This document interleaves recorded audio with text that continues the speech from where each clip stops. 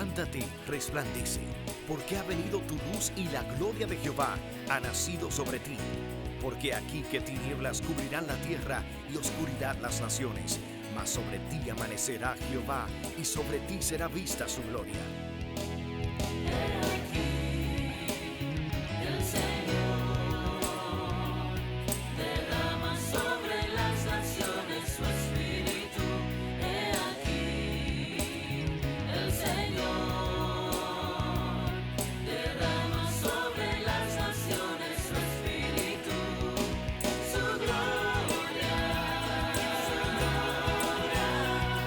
El Ministerio El Amanecer de la Esperanza presenta su programa Voz de Restauración con el pastor Juan Radamés Fernández. Escucha atentamente la palabra que proviene del mismo corazón del Padre para consolar tu vida. A continuación, el pastor Juan Radamés Fernández. Con mucho gozo en nuestros corazones, damos gracias al Padre que nos permite comunicarnos contigo a través de este medio. Quiero decirte, si esa es la primera vez que tú estás sintonizando este canal, que no es una casualidad que tú estás ahí. Creo que en la providencia del Padre, Él quiso que tú vieras este programa para que tu vida sea muy, muy edificada. El Señor que te salvó ha prometido a través del Señor Jesucristo, por el Espíritu Santo, guiarte a toda verdad y edificar tu vida hasta el día de la manifestación en gloria de nuestro Señor y Salvador Jesucristo. Si todavía tú no eres un creyente en el Señor Jesús, entonces el propósito de Dios es revelar a su Hijo a través de la predicación de este día. Así que eres bienvenido, bienvenida a nuestra programación Voz de Restauración. Te invito con amor, con sinceridad, en la simpleza de Jesús, a que juntos estudiemos la palabra de Dios. Bien, mis amados, el texto de la Escritura que el Espíritu Santo ha seleccionado para nosotros en este día, para sustraer el mensaje, para la edificación colectiva, a la edificación de todos, se encuentra en el libro de Romanos, capítulo 11, versículo 16. Romanos 11, 16, dice así: si las primicias son santas, también lo es la masa restante, y si la raíz es santa, también lo son las ramas. Que Dios nos bendiga hoy a través de su palabra. Muy bien. Esta es la segunda vez que estudiamos acerca de las primicias. Voy a hacer un repaso acerca de lo que enseñamos la vez pasada, para que tomemos esto como un fundamento, como un cimiento, como una base, para desde allí, desde ese fundamento, edificar de nuevo en la enseñanza de la palabra de Dios al respecto. Dijimos que el Señor enseñó a Israel que 3 veces al año todo israelita tenía que presentarse delante del Señor. La primera vez que se presentaban los judíos delante del Señor o los hebreos era en la fiesta de la Pascua. Dios ordenó que la fiesta de la Pascua se celebrase el 14 del primer mes, el mes de Nisán, que fue el día que Israel en Egipto mató al cordero. ¿Recuerdan ustedes?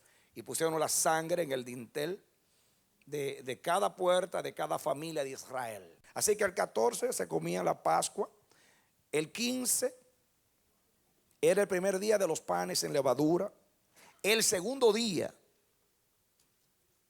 de los panes en levadura, que venía a ser el 16, se presentaba a Dios la gavilla de cebada y se le mecía delante de él con algunos otros ritos que ya hemos hablado de eso. Entonces se le presentaba al Señor. dice Dios que desde ese día 16 se contasen 7 semanas, o sea, 50 días. Ese día 50 o 7 semanas después del día 16 del primer mes del calendario hebreo, Nisan, se celebraba el día del Pentecostés. El día de Pentecostés se le conocía o se le conoce en la Biblia como la fiesta de las semanas, porque eran 7 semanas después del día 16 que se le presentaba al Señor o se le dedicaba la gavilla, que era el principio de la cosecha. 7 semanas, 50 días. De ahí viene la palabra Pentecostés. Pente, 50. 5. Piensen en Pentecostés. En Pentateuco, que viene de 5. Pentecostés es 50. 50 días después del día 16 de Nisan, segundo día de los 7 días de las fiestas sin levadura. Entonces, el día de Pentecostés se le conocía también como la fiesta de las gavillas allí mismo, porque en sí ahí se celebraba la cosecha de los primeros frutos y había un sacrificio colectivo, o sea, un culto o servicio o sacrificio que se celebraba de parte de todo el pueblo para Dios.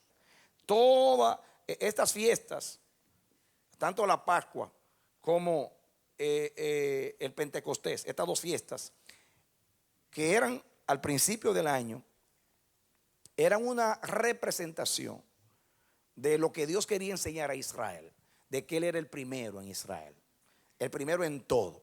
Ya enseñamos que el propósito de Dios era que Israel lo reconociese como el dador, el dueño, el poseedor, el Señor de todas las cosas. Amén. Eso es muy importante. ¿Cómo aplicamos nosotros estas fiestas? Tanto en la fiesta de la gavilla como la fiesta de los primeros frutos. Dijimos, y vamos ahora a entrar a la aplicación, dijimos que Jesús comió la Pascua con los discípulos un jueves. ¿Recuerdan ustedes? Un jueves. Era 14. El día siguiente era 15. Viernes. Ese día murió. Murió el día comenzando los 7 días de la fiesta de los panes sin levadura. Recuerdan ustedes, los evangelistas dicen, y como era la fiesta de los panes sin levadura, y los judíos entonces querían apresurar el asunto para bajar a Jesús de la cruz, porque era el primer día de los panes sin levadura. Jesús murió ese día, presentándose a Dios como el pan sin levadura, que aunque se hizo pecado por nosotros, no había pecado en él. Así se presentó. Luego, el día 16, sábado, descansó. En la víspera, posiblemente como era sábado, no se hacía el rito de la gavilla, no lo sé, lo ignoro, si los judíos lo hacen así todavía, aunque sea sábado, pero en la víspera Jesús es presentado el pan y a la misma vez resucita al otro día. Y al resucitar el domingo de la resurrección, Jesús se convierte en esa gavilla que es presentada a Dios, la primicia de los frutos de la redención. Jesús se levanta como la gavilla, y vamos a leer eso después en 1 Corintios 15. Jesús es la gavilla, la primicia de los resucitados, la primicia de aquellos que se levantan entre los muertos. Soy el primer fruto, soy la garantía de que la muerte ha sido vencida. Amén. Gloria a Dios. Y como la gavilla no era necesariamente una ramita nada más, ese día dice que muchos santos se levantaron con Jesús. Así que eran gavillitas. Cristo, la primicia. Luego los que son de Cristo en su venida, dice Pablo. Así que Jesús no se levantó solo, se levantó con unos cuantos que se levantaron con él. Ahí estaban las gavillas, las primeras gavillas, los primeros frutos de los resucitados, de los redimidos. Garantía de que la muerte ha sido vencida ya.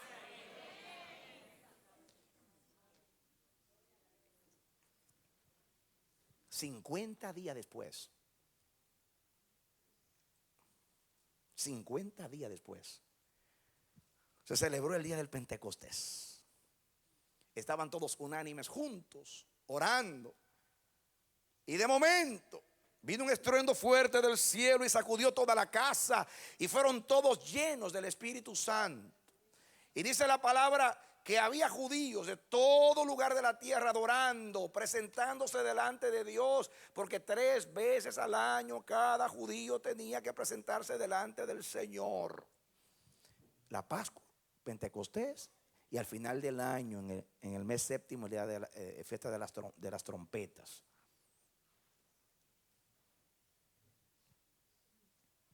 Pero ahora estamos a principios del año, cuando se acumulan todos los judíos que habían venido del mundo entero, escuchando a los apóstoles hablar de las maravillas de Dios, cada uno en su propia lengua. Estaban atónitos. Pedro se levantó y dio y expuso el primer mensaje acerca de la resurrección. Pedro les dijo: ¿ustedes piensan que nosotros estamos borrachos a las 9 de la mañana? ¿Quién toma vino a las 9 de la mañana? No, este es el cumplimiento del libro de Joel. He aquí vienen días, derramaré mi espíritu sobre toda carne, etcétera, etcétera. Y cita a Joel y habló de la resurrección de Jesús. Y dice que fueron compungidos de corazón. Y aquel día se convirtieron, dice, 3,000 personas. ¿Cuántas? 3,000. Esas personas esas que se convirtieron allí constituían los primeros frutos de la cosecha espiritual. ¿Ven? Viene como se cumple exactamente el día de Pentecostés. 3,000 almas. Ahí estaban, la fiesta de las primicias, de los primeros frutos, la cosecha de los primeros frutos.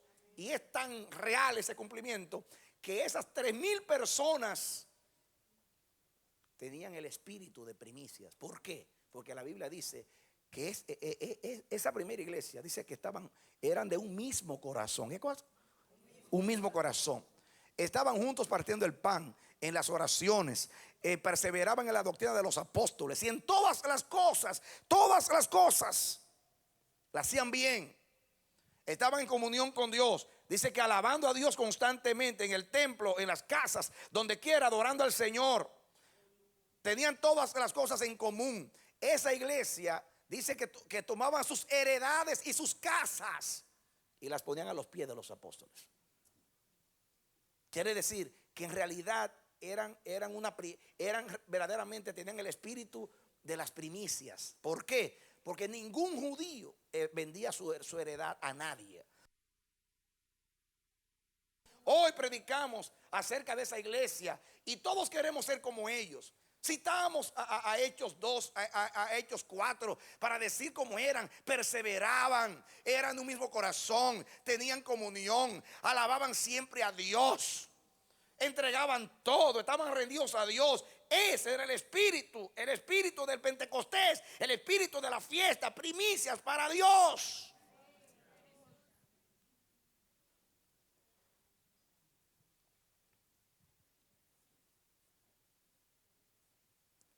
Ahí hablamos la semana pasada hasta ahí. Y ahí vamos a comenzar ahora lo que Dios quiere decir. Déjame decirte algo a ti.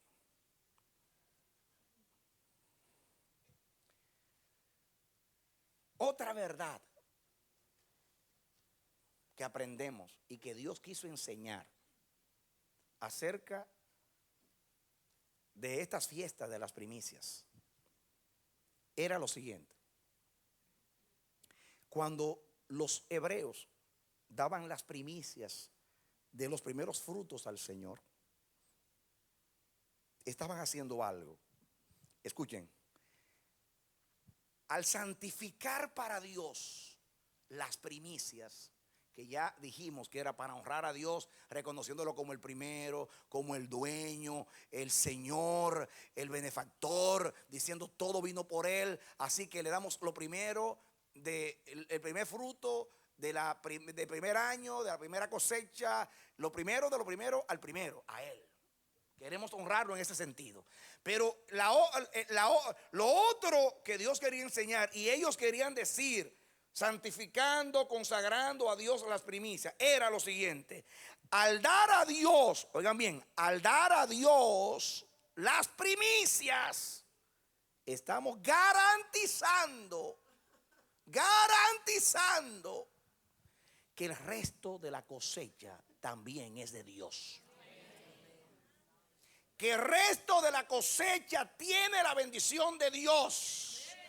Que el resto de la cosecha ha sido consagrada a Dios y todo es de Dios. Óigalo bien. Las primicias eran las arras. Diga conmigo, las arras. Que más adelante vamos a hablar de eso. Ahora mire este texto, Romanos capítulo 11, versículo 16.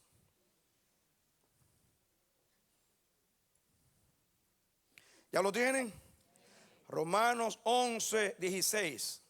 Si las primicias son santas, también lo es la masa restante. Y si la raíz es santa, también lo son las ramas. Entonces, dice Pablo aquí, si las primicias son santas, también lo es la masa restante. Y si la raíz es santa, también lo son las ramas. Pablo está usando la enseñanza de las primicias para aplicarlo a Israel.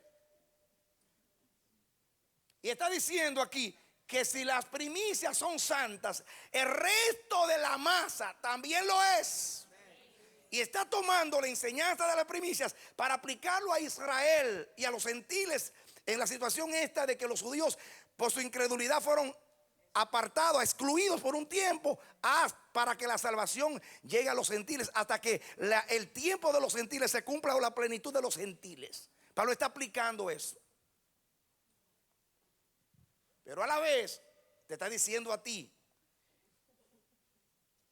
que las primicias, los 3,000 que se convirtieron, las primicias eran hebreos.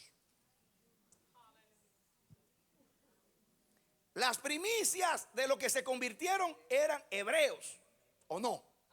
Los 3,000 eran hebreos. Si las primicias son santas, el resto de la masa también lo será.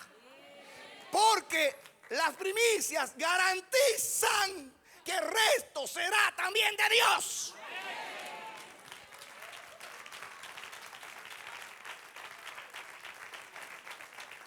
Poderoso argumento para hablar de la misericordia de Dios con Israel.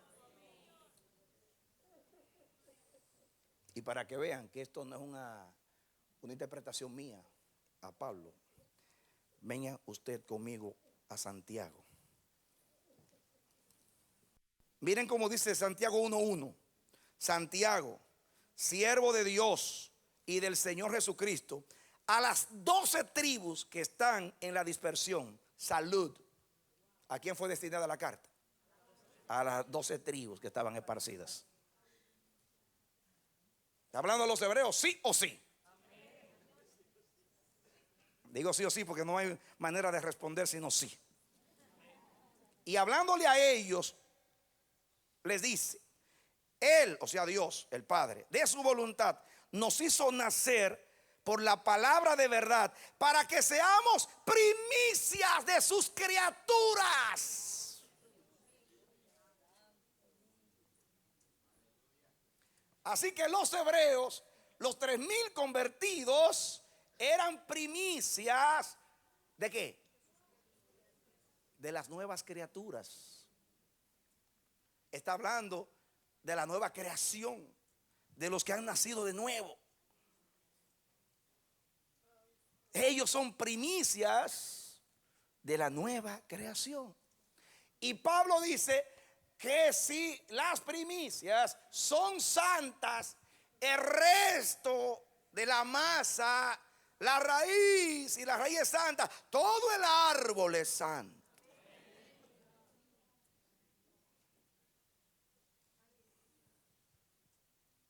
Tremenda enseñanza para nosotros.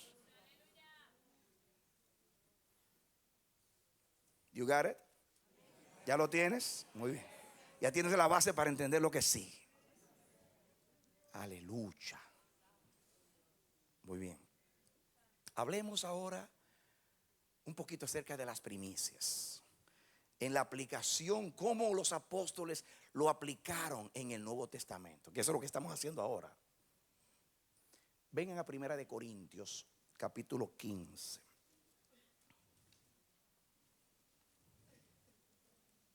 Sucede que entre los corintios había incredulidad en cuanto a la resurrección de los muertos. Y eso se explica de esta manera. Los corintios eran por cultura griegos. Los griegos, por filosofía, creían que todo lo que es materia es malo.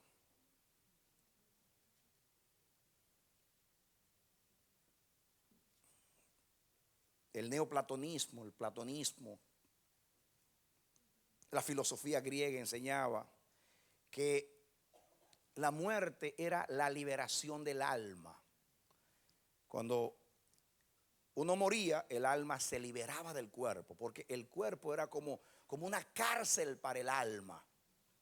Así que la muerte era bienvenida para los griegos, porque era la manera de escapar del cuerpo. Y todo lo que era cuerpo era visto como malo, como inmundo, Por eso muchos cristianos griegos que se convirtieron crearon enseñanzas teológicas como el gnosticismo, que de ahí salió el docetismo, que era una teología que negaba que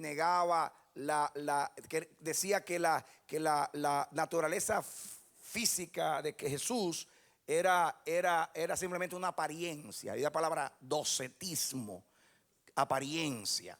Por eso en la cruz Juan dice en su evangelio: y yo estaba allí, y el que vio estas cosas da testimonio, y salió sangre y agua, y el que estaba allí dio testimonio, como diciendo, yo lo vi, le metieron la lanza y salió sangre y agua. Por eso dice 1 de Juan que el que no cree que Jesucristo vive en carne no es de Dios, porque estaba contrarrestando a estos gnósticos docetistas que negaban la naturaleza física de Jesús. Decía que era una apariencia solamente, porque Dios no puede habitar en un cuerpo humano porque está dañado.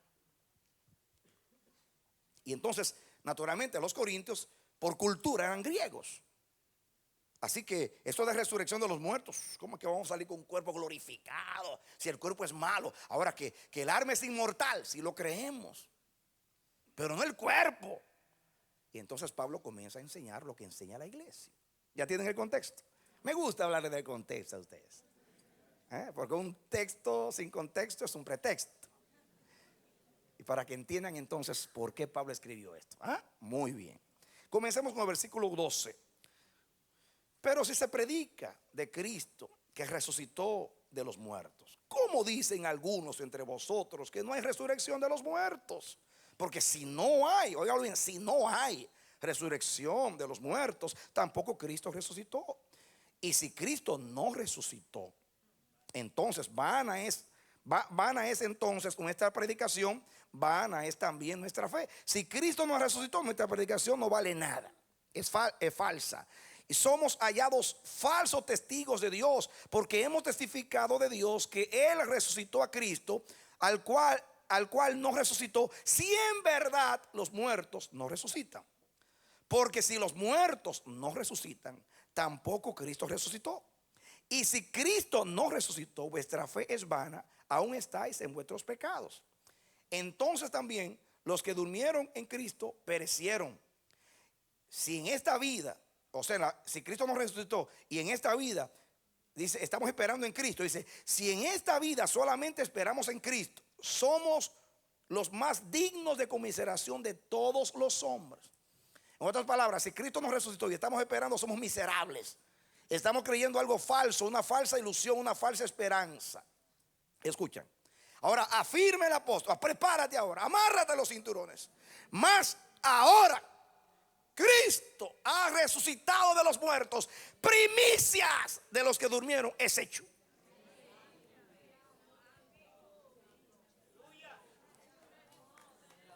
Amén. Escuchen ahora. ¿qué era lo que Pablo quería enseñar? Pablo estaba diciendo, ustedes están diciendo que no hay resurrección de los muertos y nosotros hemos predicado que Cristo resucitó. Pues si Cristo no resucitó, nosotros tampoco resucitaremos. Van en nuestra fe. Pero si Cristo resucitó, entonces vamos a resucitar. ¿Cuál es nuestra garantía de que vamos a resucitar? Que Cristo es la primicia.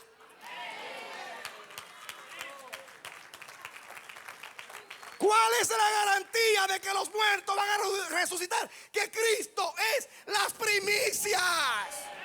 Las primicias garantiza que lo que viene está seguro.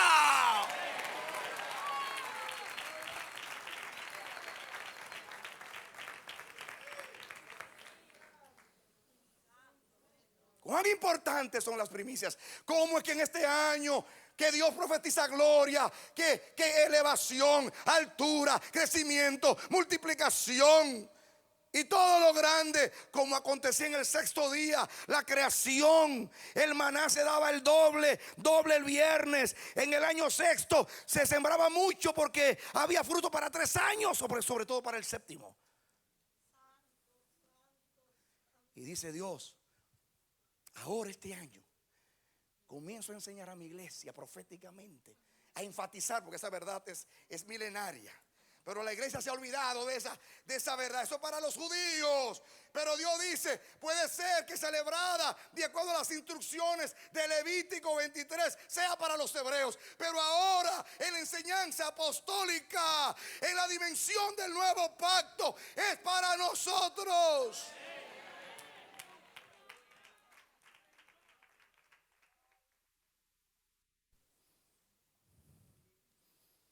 Escuchen. 21.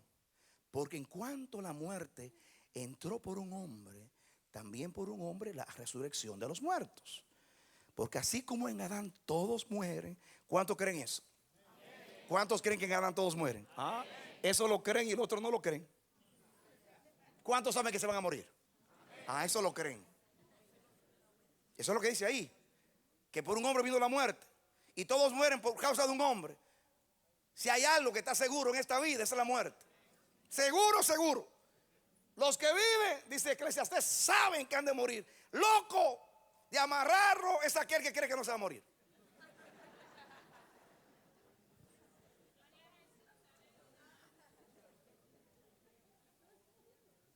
Solamente hay un grupo que no va a morir. Primera de Tesalonicenses. Cuando venga el Señor, los que van a estar vivos cuando Él venga no conocerán la muerte. Pero ya eso es otra cosa.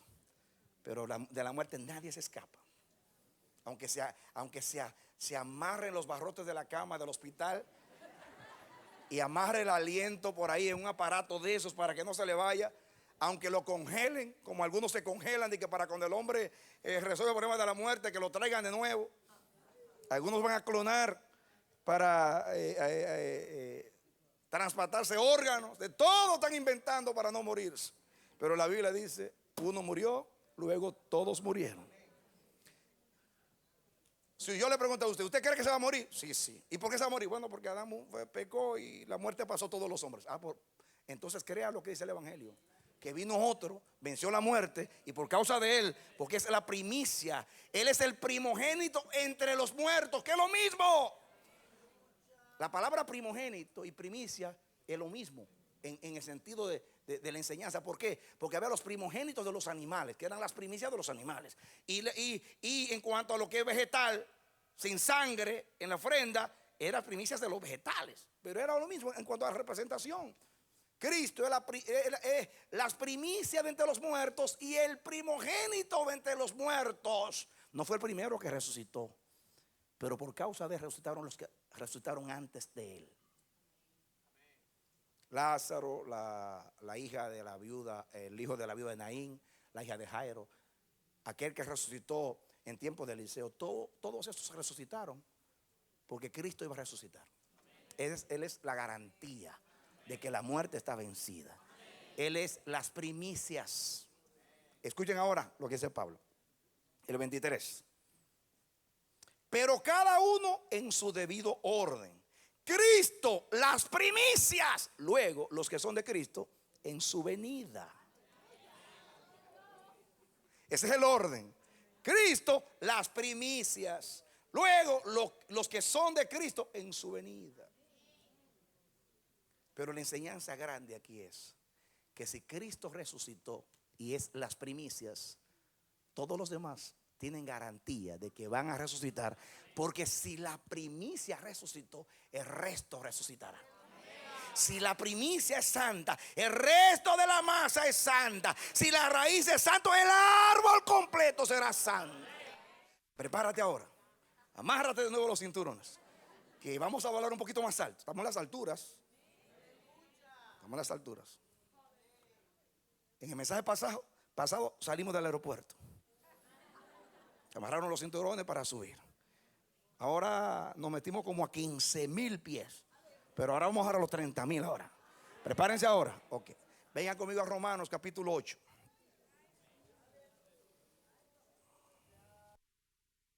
Vamos a comenzar para que lean el contexto. Dice aquí.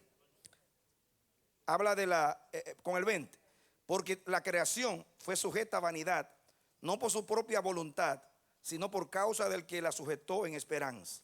Porque también la creación misma será libertada de la esclavitud de corrupción a la libertad gloriosa de los hijos de Dios.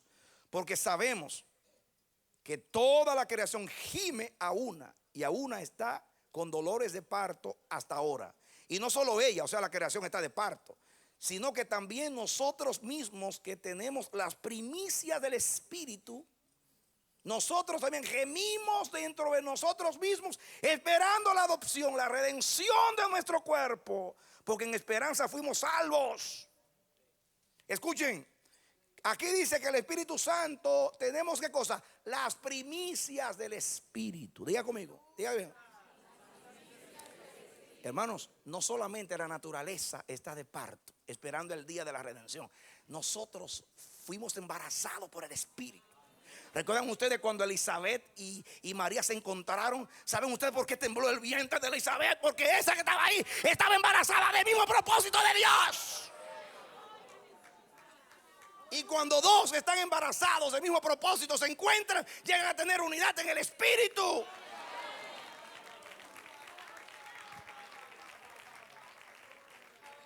La naturaleza está de parto diciendo que venga Jesús, para que se me acabe la vanidad. Yo fui sometida a corrupción por causa del pecado del hombre, por la voluntad de Dios, como una maldición, porque mi cabeza, el hombre que era la autoridad, me sometió por el pecado cuando se sometió a la serpiente. Pero Cristo vino a redimir al hombre como cabeza, y ahora dice la creación: yo tengo una nueva cabeza, el Redentor. Y dice: no solamente ella está de parto, nosotros. ¿Por qué? Los que tenemos que gozar las primicias del Espíritu.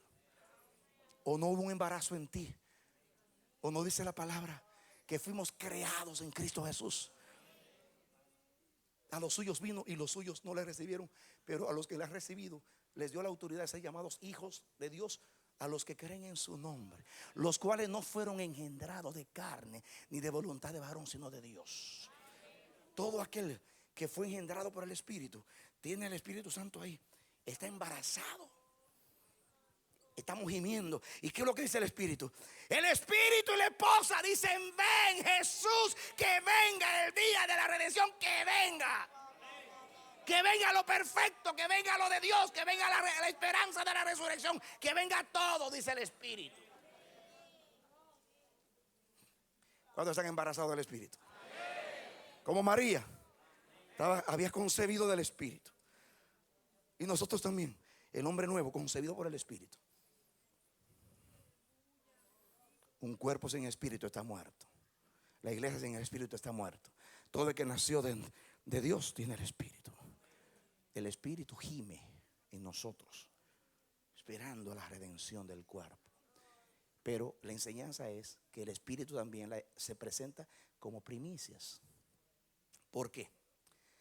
Porque Jesús, el día de su resurrección, era con los que resucitaron las gavillitas de cebada presentada al Padre.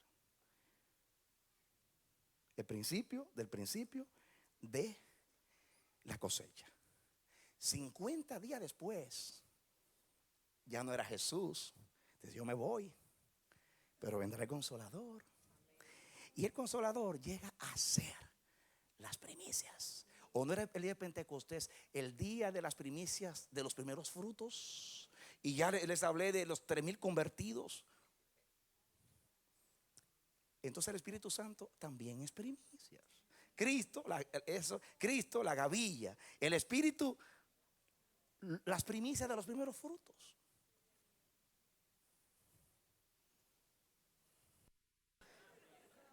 Vénganlo conmigo a 2 de Corintios, capítulo 1. ¿Ya lo tienen? Dice, vamos a leer el contexto, el 20. Porque todas las promesas de Dios son en Él, o sea, en Jesús, sí, y en Él, amén. Por medio de nosotros, para la gloria de Dios. Y el que nos confirma con vosotros en Cristo, y el que nos ungió es Dios, el cual también nos ha sellado y nos ha dado las arras del Espíritu en nuestros corazones. Las arras del Espíritu. Pero antes de decirte lo que son las arras, vamos al capítulo 5, versículo 5. 5:5. 2 de Corintios 5:5. ¿Lo están estudiando conmigo? Amén. Dice aquí, para que entendamos, mas el que nos hizo para esto es Dios, quien nos ha dado las arras del Espíritu. Ok, digan conmigo. Efesios, capítulo 1, versículo 13, para que entendamos. En él también vosotros, habiendo oído la palabra de verdad, el evangelio de vuestra salvación, y habiendo creído en él, fuisteis sellados con el Espíritu Santo de la promesa, que es las arras de nuestra herencia. ¿Qué cosa es? Las arras de nuestra herencia, hasta la redención de la posesión adquirida para la alabanza de su gloria. Fuimos sellados por el Espíritu Santo, el cual es las arras de nuestra herencia. ¿Qué es eso de arras?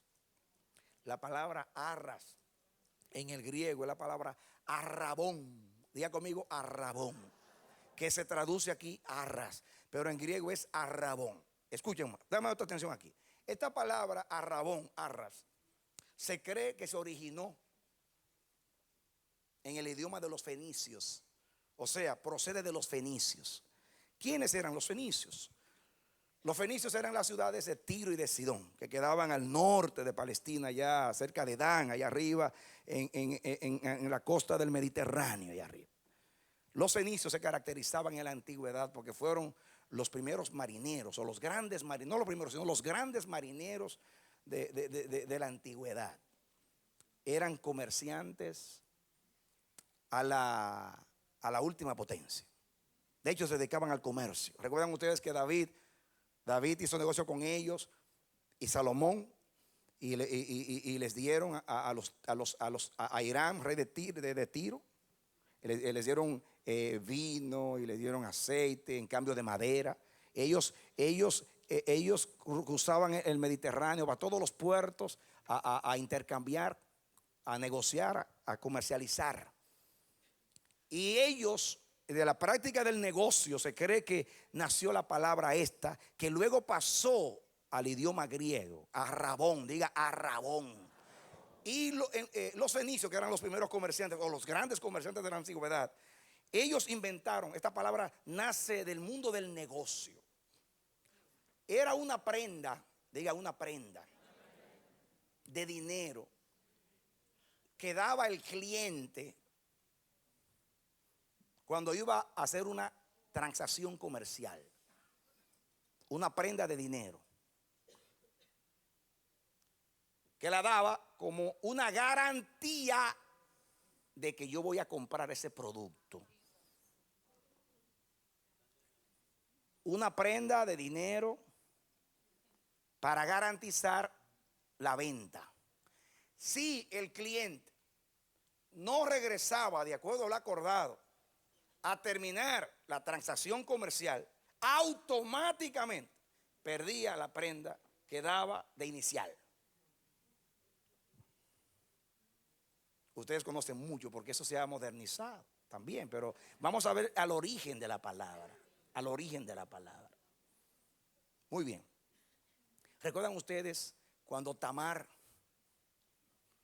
Judá le propuso a Tamar, que la vio como una prostituta? Ella simuló que era una prostituta, pero era la madre de su hijo y estaba esperando porque murió el esposo, y de acuerdo a la ley de la redención, el hijo menor tenía que casarse con ella, pero crecía y no se la daban. Entonces ella se disfrazó de prostituta, recuerdan ustedes, para ver si Judá vivía con ella, y de esa manera aseguraba el linaje.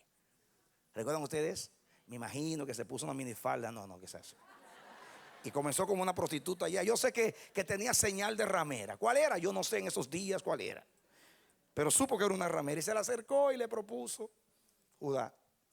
Ahí se ve cómo eran los hijos de Jacob.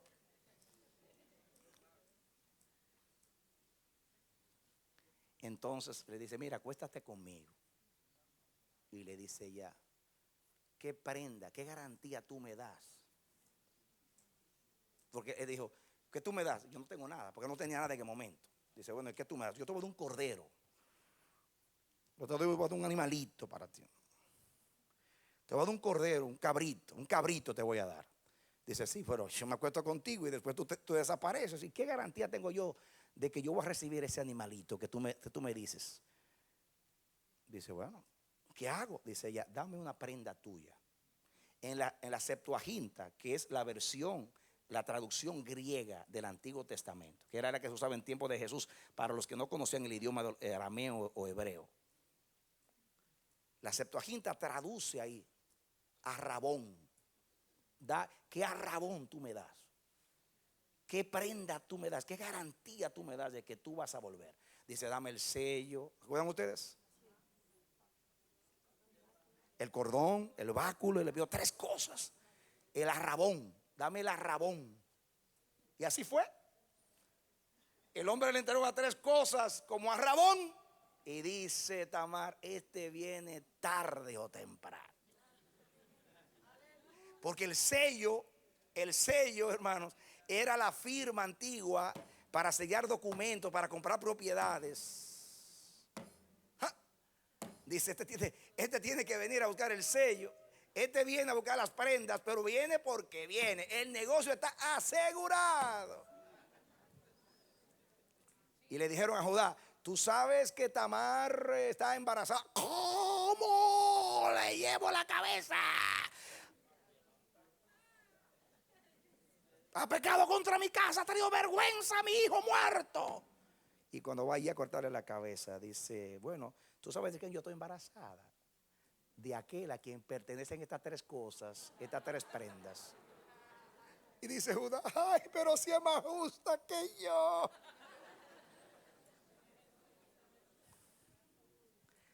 Esa Tamar era inteligente. Los comerciantes de hoy hacen lo mismo. Váyase donde Juancito, que vende autos. A veces no trata de inmediatamente decirle: ¿cuánto va a dar de down payment? ¿Cuánto va a dar de inicial antes que salga por esa puerta?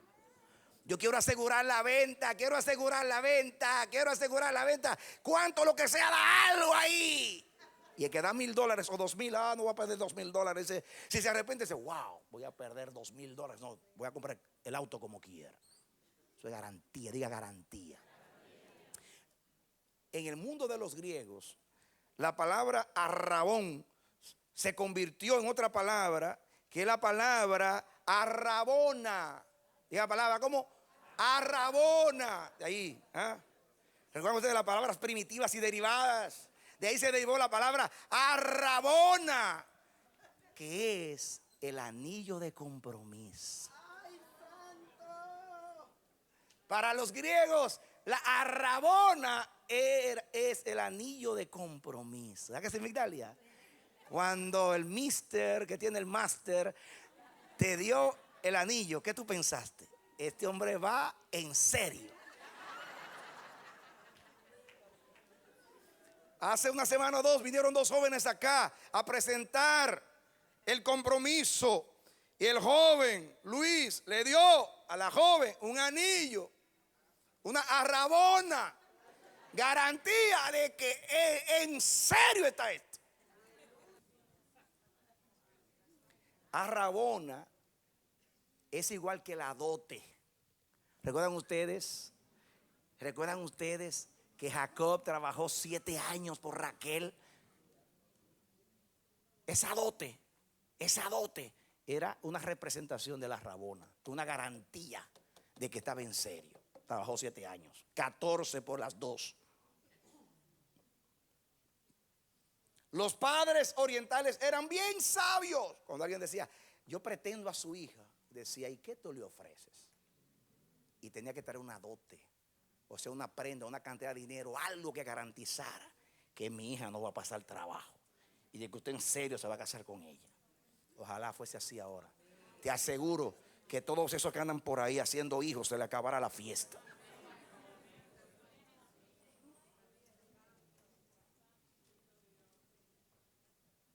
¿Sabes por qué te estoy contando esta historia?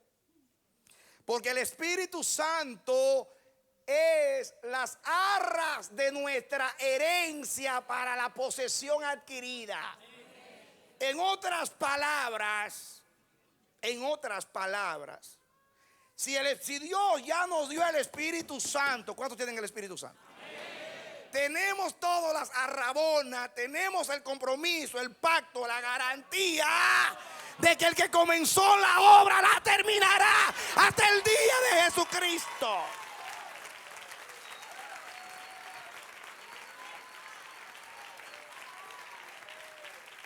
Amén. Así que ya la iglesia está segura de que va a resucitar porque Cristo es las primicias. La iglesia sabe que va a tener la heredad completa, la posesión adquirida, porque ya nos dio las primicias.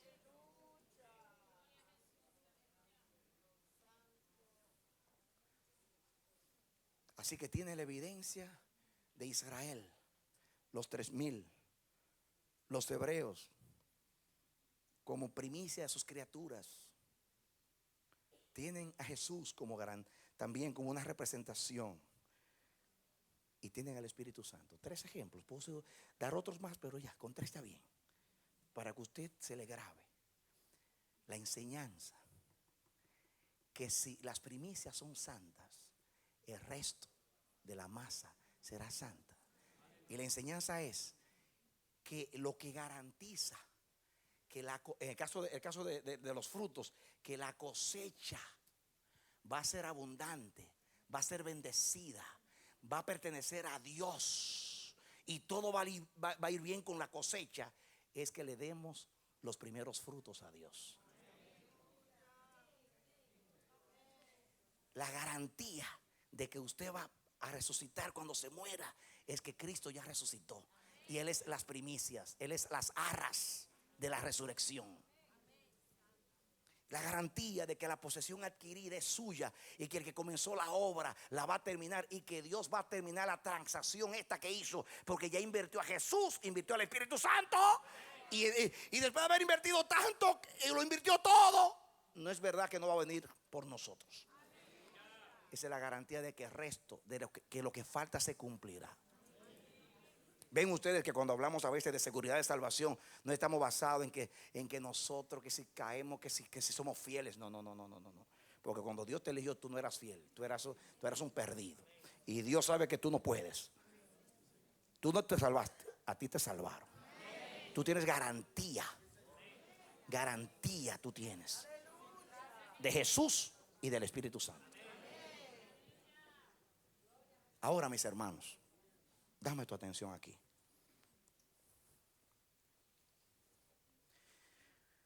En la enseñanza para nosotros, aplicada ahora a todo lo que es la práctica de las primicias, Dios quiere que desde ahora en adelante las primicias de nuestras vidas en todo, no solamente dinero, todo. Él debe ser el primer pensamiento tuyo en la mañana. Dale a Dios tu primer pensamiento. Como dice el salmista, me adelantaré al alba y te adoraré. Adelántate al alba, antes que salga el sol, antes de hacer los ejercicios que tú haces por la mañana. Pensamiento al Señor, primicia. En todo, hay que estar pendiente ahora a todo. Ya Dios comenzó a ministrarme a mí, para que esté más consciente de todas las cosas donde Dios debe ser primero. Todas las cosas, toda honra que se te dé a ti, toda honra. Ahora digo, Señor, todo regalo, toda honra que yo reciba, yo te voy a honrar primero a ti. Yo te voy a trasladar la honra. Te voy a honrar con la honra que se me dé y con todo lo que se me dé de honra, lo que sea, porque al final de cuentas toda honra viene de ti. Si tú me estás honrando, no fue que yo me lo gané, no es por mérito, no es por casualidad, no es por bondad, no es por nada, es que tú quieres honrarme. Amén. ¿Qué le dijo Asuero a Amán? Amán, ¿qué tú le harías al varón que quiere honrar al rey? Y Amán dijo, bueno, ¿a quién va a honrar al rey? Sino a mí, pensando que era para él, dijo, mi sugerencia es que el rey busque su vestido y vista a este varón, le ponga su corona en la cabeza, cabalgue sobre el caballo del rey. Y un príncipe importante dijo, lo pasé por toda la plaza. Y dice, como tú eres el príncipe más importante, hazlo tú. Y ese día él fue a reclamar que ahorquen a Mardoqueo. Y dice, paséamelo por la plaza. Y le dieron el vestido de rey, le pusieron la corona en la cabeza. Y Amán, avergonzado, diciendo, así se le está haciendo al varón que quiere honrar al rey.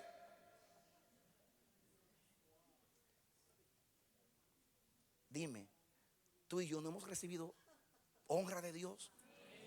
Lo que pasa es que nuestros ojos se tienen que abrir a tanta honra que hemos recibido. Les hablé de Jesús, que cada vez que le daban una honra, el Padre, maestro bueno, yo no soy bueno, bueno es el Padre.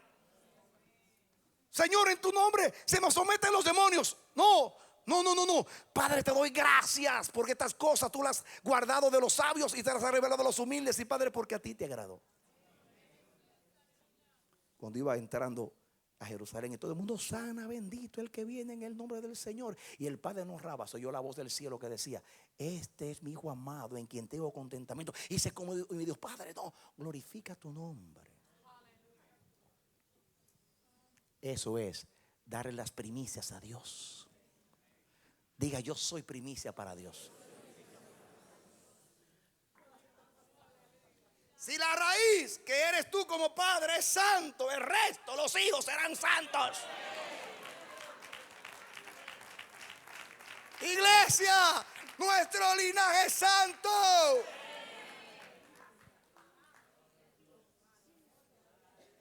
Hay una sola manera de santificar el resto, y es dando las primicias a Dios.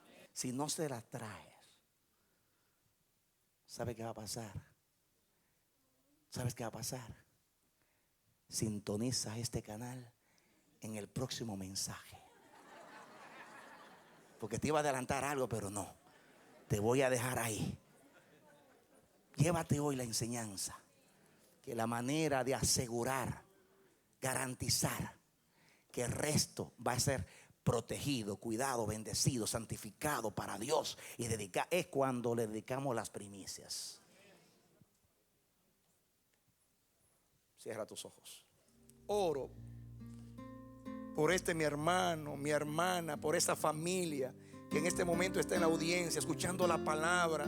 Te ruego que la palabra sea sembrada, la palabra impacte, la palabra como miel traiga revelación, como aceite traiga iluminación en el nombre de Jesús, como vino traiga gozo la palabra, de tal manera que esas vidas sean edificadas para siempre, que tú seas honrado en esas vidas que están viendo este programa, la iglesia de Cristo en las naciones, tú ministro de Dios, tú hombre de Dios que Dios ha honrado poniéndolo en el ministerio. Honra a aquel que te honró, porque nadie toma para sí la honra sino aquel que fue llamado. Haz como Jesús, que vivió para honrar a aquel que dio decreto: mi hijo eres tú, yo te he engendrado hoy. honra a aquel que te ha honrado en todas las cosas. Dale a Dios lo primero y Él bendecirá el resto. Que Dios te bendiga y te dé la victoria en Cristo Jesús. Amén. Esperamos que este mensaje haya sido de edificación para tu vida. Si deseas recibirlo en su forma original, puedes solicitarlo a El Amanecer de la Esperanza, P.O. Box 70, Bronx, Nueva York 10473. O visítanos a nuestra página web www.elamanecer.org. Dios te bendiga.